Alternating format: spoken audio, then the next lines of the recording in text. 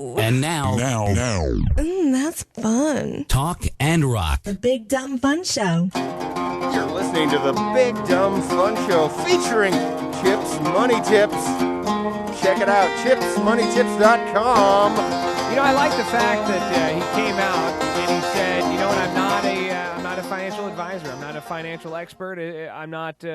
I don't have this financial background or whatever. I'm just a guy that was a stand-up comedian, a traveling stand-up comedian. I was dirt poor, and I needed to find different ways around the system and ways to earn miles and reward points and all this junk. So I like that he's kind of coming at it from that attitude versus I'm a financial expert. I know everything there is to know about 401ks and IRAs and whatever. Like he seems like a regular Joe, and he's like, hey. Here's how you save some money. Here's how you get some money on the cheap. Yeah. So now we played that the Continental that was a little video clip that he had that is on Chip's Money Tips, and he did indicate in his email beforehand that actual offer is no longer valid. But United Airlines has the exact same sweet offer. Same deal. We're gonna take advantage of that. And you can find that, of course, if you just go to his website, chipsmoneytips.com. It's on the right-hand side of the site. You'll find it there. Yeah. So a lot of good stuff happening today. First of all, Rena Mehta, not with us today, so we have just a huge sausage fest tonight with Ross McGinnis over there on the other side of the table. Gnurk being the producer on the board, and my name is Venkman. And a guy named Chris is going to be coming in with some big sports news coming in, some blow-your-pants-off sports news, the whole Peyton debacle. Apparently, the Chiefs here locally signed Peyton. It turns out it was the wrong Peyton. We signed another guy named Peyton. Peyton Place. And it's actually Peyton Placeholder. No. So we signed another guy named Peyton, and now it looks like Peyton Manning is going to go to our arch rivals, the Denver Broncos.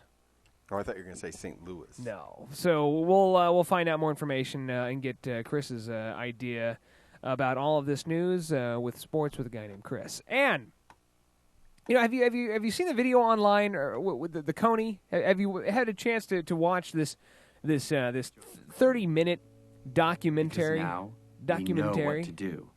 Here it is. What's this? Ready? In order for KONY to be arrested this year, yeah. The Ugandan military has to find him. In order to find him, they need the technology and training to track him in the vast jungle. That's where the American advisors come in. But in order for the American advisors to be there, the U.S. government has to deploy them. Now They've done that. But if the government doesn't believe that people care about arresting this is the video KONY, by Jason Russell. He's a documentarian, and he's made this 30-minute video about Joseph Kony. Kony, the leader of this militia in Uganda. In Uganda, where in the documentary, I like to say it like that. It's documentary. About the documentary is about it's called Invisible Children. Yeah, 66,000 children have been bought and sold as either sex slaves or military. Yeah, he was involved in the abduction.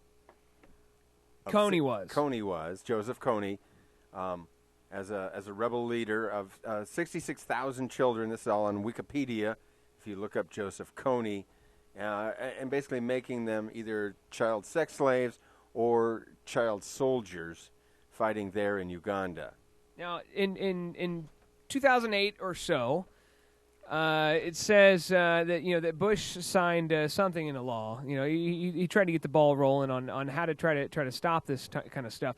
My idea or my thought would be, are the same folks that are against us being occupying Afghanistan or occupying Iraq or sending troops out there, the same people that are against all of this, are they also against us helping out in Uganda? Like, do they just want us totally not? I think, like the video anywhere? says, they're talking more about advisors coming in, and those advisors being kind of a liaison between the U.S., the technology that we have. Like ambassadors? No, not ambassadors. Probably military advisors, people that could help them, because what if they could probably find them a lot easier if they're using our technology. Think so. But advisors always beget troops. I mean, if you look through history, you send in advisors, eventually you get troops going in. It happens that way. Well, like in Aladdin, Jafar Well, was the royal vizier. I don't think that's always the case. It's usually the case where there's oil involved. Yeah. No oil in here, just a bunch of kids. Yeah. And so the question I would propose to you is, do you think that the folks that are against the war are also against trying to help out the children that have been abducted and that will be abducted because there's going to be some sort of a military force behind this? No. You don't think they're against it at all? Maybe they just don't say much of anything. Yeah, they're just like, hey, you know what? We shouldn't be over there. We should be helping the people here. What about those 66,000 What about 66,000 kids that are being sold in the sex trade? They're already sold. If we get no returns. Well, in October 6th of 2005, the International Criminal Court announced the arrest warrant for he's called the Lord's Resistance Army for crimes against humanity, Joseph KONY. Yeah, and so they've basically put an arrest warrant out for the leader of this huge militia. And it's just funny how huge leaders, huge well-known leaders that are responsible for so many actions and so many people that nobody can just pin him down. Nobody can actually find out exactly where he's at. But he's on videotape. But he's on videotape all the time. He's making statements. He's got a PR lady behind him. You know, it's just how this guy is able to evade all these folks. And now we're sending troops. We're sending advisors. Who are we sending over to Uganda? Well, I think what the video was saying was we should send advisors. But we're not doing anything right now. What did we do in 2008? 2008, U.S. President George W. Bush personally signed the directive to the United States African Command to provide assistance financially and logistically to the Ugandan government during an unsuccessful, Garamamba offensive, codenamed Operation Lightning Thunder. Okay, so Lightning Thunder, we provided financial assistance for them to do this operation. No U.S. troops were directly involved, but 17 U.S. advisors and analysts provided intelligence, equipment, and fuel to the Ugandan military counterparts. And then Obama came a couple of years later, and he got right on top of it, trying to do something else. May of 2010, Barack Obama signed into law the Lord's Resistance Army Disarmament and Northern Uganda Recovery Act. Legislation aims to stop KONY and the LRA. The bill passed unanimously, and on March 11th and May 12th, 2010, a motion to suspend the rule and pass the bill was agreed by voice vote, 2/3 of the House of Representatives. So we're going to send troops from one place to another. Oil for children. Who knows?